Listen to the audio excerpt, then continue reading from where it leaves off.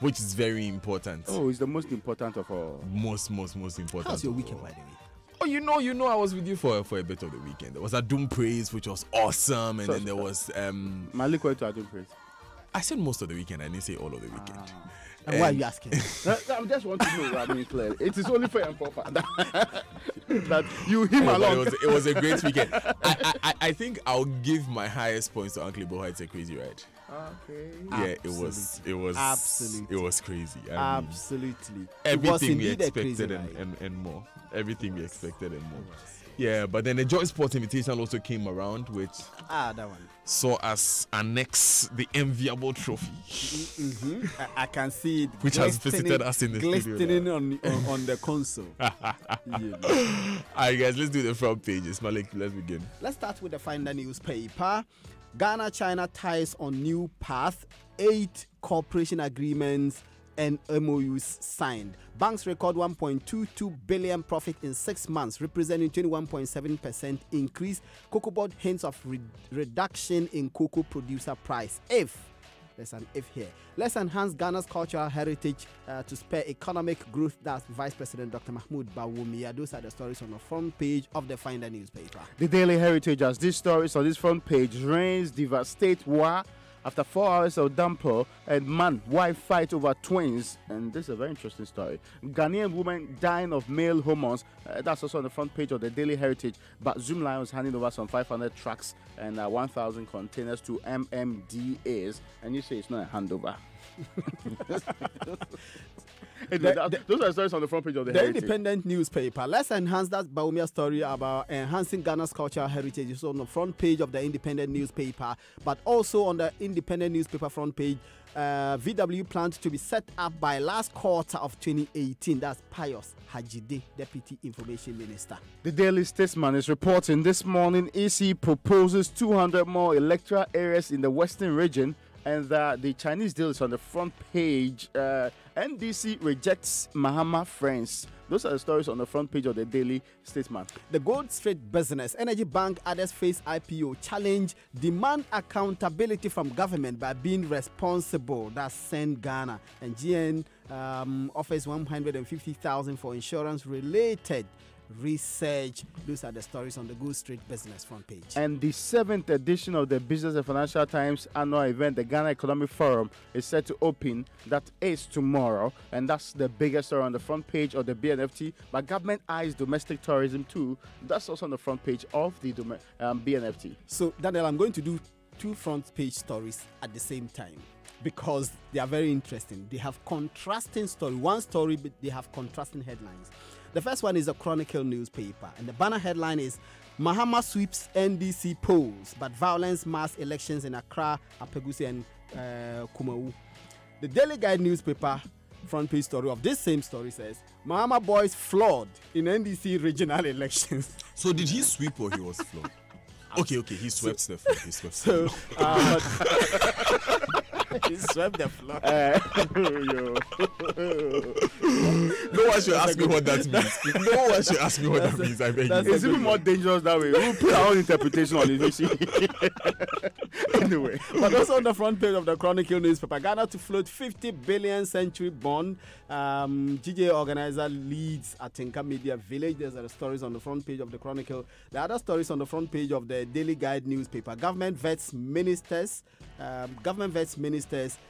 or minors rather, and those are the stories on the front page of the Nana Seals 2 billion Chinese deal on the front page of the Daily Guide newspaper. The New Crusading Guide is reporting this morning for defaming C&G Alaska mining firm. 20 million Ghana cedi lawsuit rocks Kennedy, Japan. And Mahama vindicates Bagbin. This is an NDC chairman saying that there. And also on the front page, fighting Galamsey, government inspects lands to assemble excavators and do more.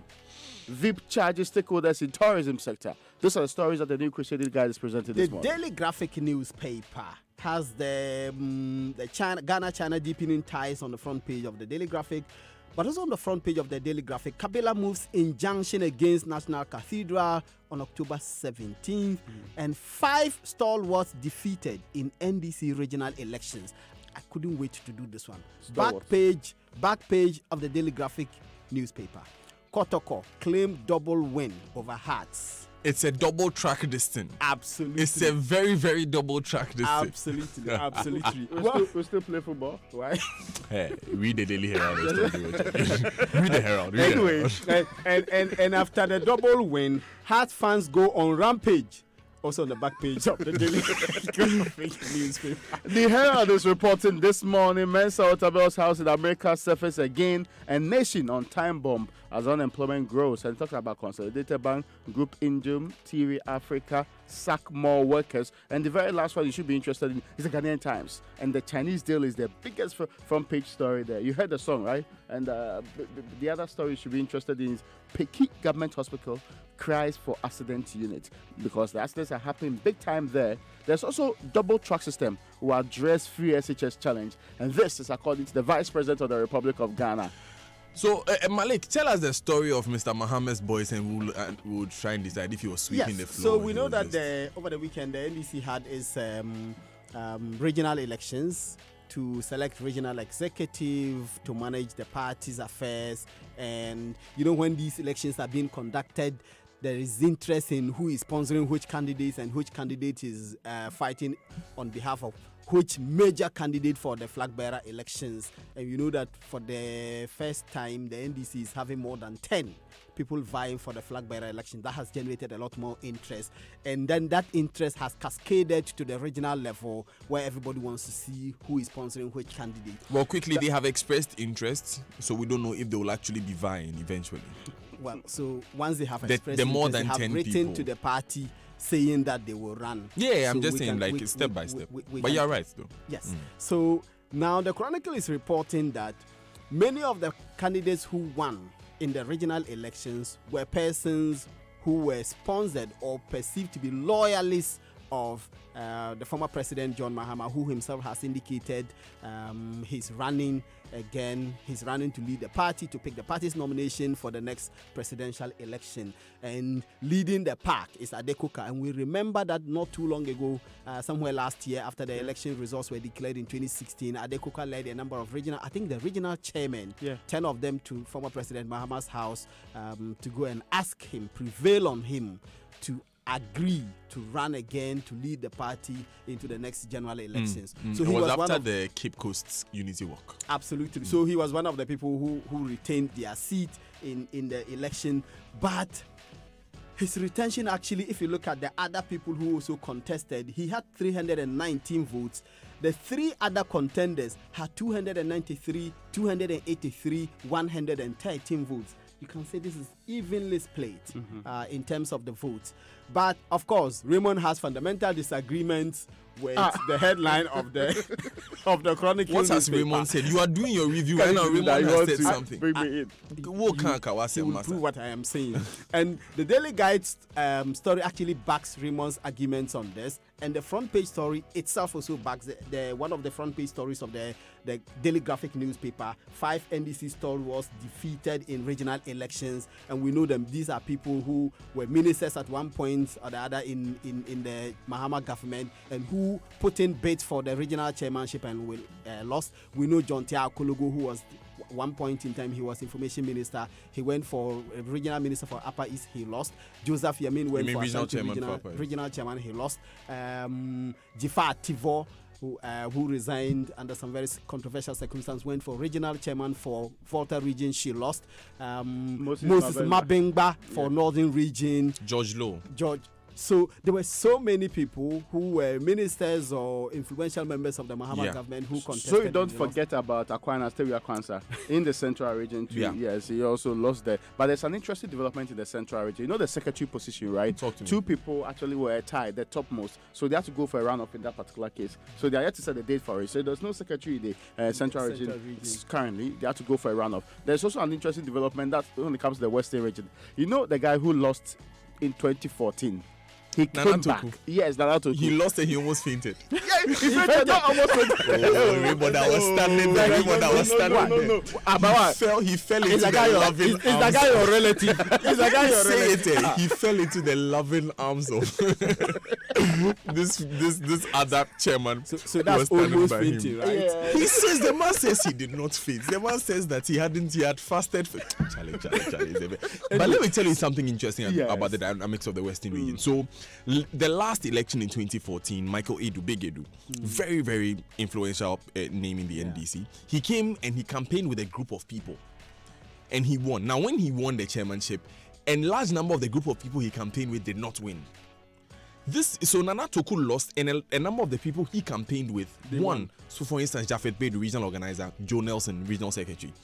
It is said and it is believed that it is the contention between these two groups that caused the NDC's abysmal defeat in the 2016 election, because they performed the worst since 1992 in the Western region. What has happened now is that Nana Toku has won, and his team members who were executives, a number of them have won. Yeah. So, for instance, there's Yunus Mohammed, who was youth organizer. He went to battle for regional organizer against Japheth Beidou. Japheth Beidou won. There was Famous Tumiakwa, who was communications officer. He went to battle for regional secretary with Joe Nelson. Joe Nelson won. So, it's a very, very interesting but dynamic. One thing to actually watch also is that 6 of the executive from the last election lost in this one, including the women organizer who actually got 4 out of 40 votes.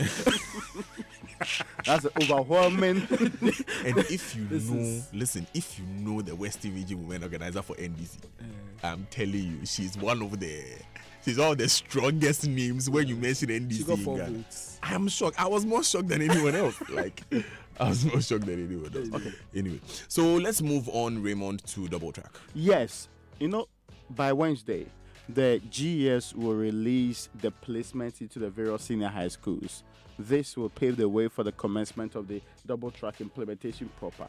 It is the expectation that by next week, Wednesday, after the release of the placement, the students will finally get a chance to go to school. As in the first batch, the green team will go to school next week, Wednesday. Ahead of that, though, Saturday is when the second and third years are actually coming to school. Don't forget, the second years are starting the semester system. So that's an important development there. Yeah. They are going to go only 2 terms, not the trimester system that was previously the case. And the GS has been explaining that everything that they require to start the new school year is being given to them. All that is required. And currently, the placement, they are almost 90%, 95% done. So every student who wants to go to a senior high school will have to get a chance to go to. But over the weekend, the vice president also been talking about this particular system. The point he's been making is that they have taken inspiration. The Double Track is just an inspiration from the churches, especially the churches that do first service and second service, multi-track services. So they're running a multi-track ecclesiastical system. And he makes the point that you don't get denied the word of God if you go to the second or any of the other tracks in the country. So it's an important development that people should take note of. So you won't be denied education if you go and do multi. Yes, second track. If you Malik, go and do multi-track. I beg you, take us to China. Okay. So government is in the process of contemplating floating a 50 billion century bond. And this was announced by President in his visit to China. He said that the government is getting out of the extended credit agreement with the IMF, and the government doesn't want to go back to the IMF. Because of that, government is taking all the steps that it needs to take to generate the resources that it needs to build the infrastructure that is required so that government will not be in need again. So as part of those initiatives, a 50-year century bond will be launched. And let me just quote what the president says. He says, the Minister of Finance and the economists in Ghana are looking at floating a $50 billion century bond. He says that this will provide us with the resources to finance our infrastructure and industrial development. That's what the government is contemplating. Very, very interesting. $50 billion for 100 years. That means what? Our grandchildren? Anyway, Raymond, let's go.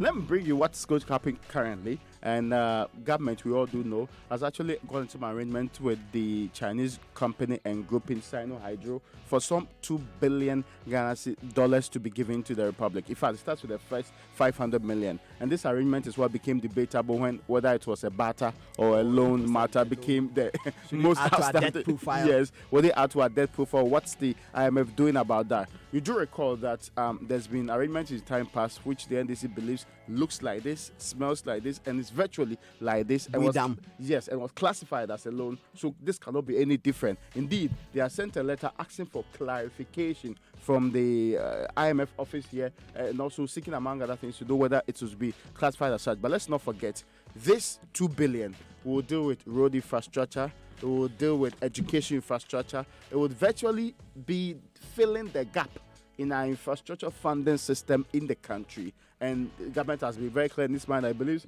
the minority in parliament is opposed to development projects. That is why it is raising these questions already. We will be speaking to Kojo Oppong-Nkrumah, Information Minister Designate, for more details on that trip that the president took to China.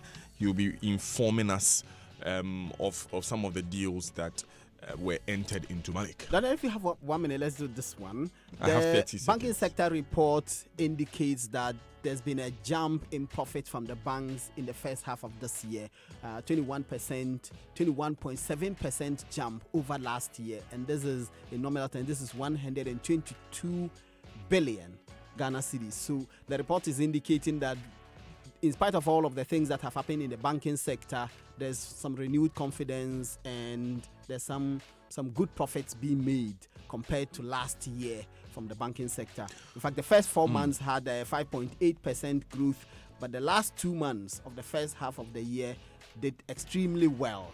That is the reason why we are doing 21.7% better than last year, the same period last year, the first 6 months. That's interesting. Yeah. It sounds strange to me, not really interesting. You know how that thing has always profit, some collapse, and contradictory in my mind. Raymond, what I'm trying to put together is this measure of economic growth versus well-being. Yeah. It's a general debate globally. Yes. How do we juxtapose economic growth against well-being of your citizens? And this is a classical example. So we see what is happening, and we have seen that about 1,700 people may eventually lose their jobs in a few weeks. Yes. But then the sector is growing. So which do we want? Anyway, it's a debate that will be had over and over and over. But when we get to the main discussion, when we are talking about how come some of these companies have been, some of these workers have been losing their jobs, I think we'll be able to put that in proper context.